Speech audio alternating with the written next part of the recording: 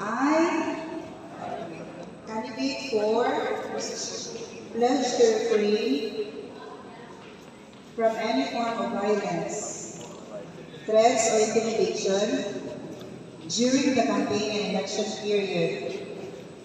I will also encourage our supporters to do the same.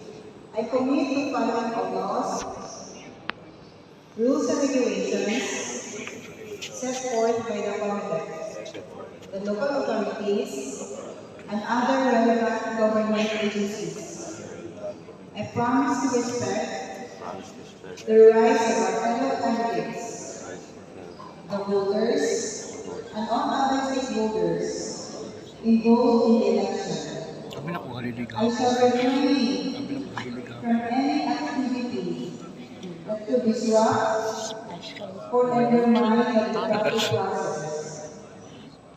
I agree to cooperate with law enforcement agencies and election officers to ensure the peaceful conduct of the elections and to address any situation that may arise through lawful means.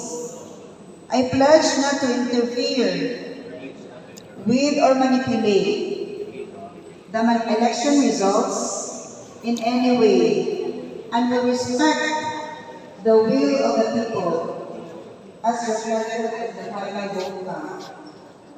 Should any violations of this covenant occur, I agree to submit myself to the appropriate authorities and take responsibility for my actions.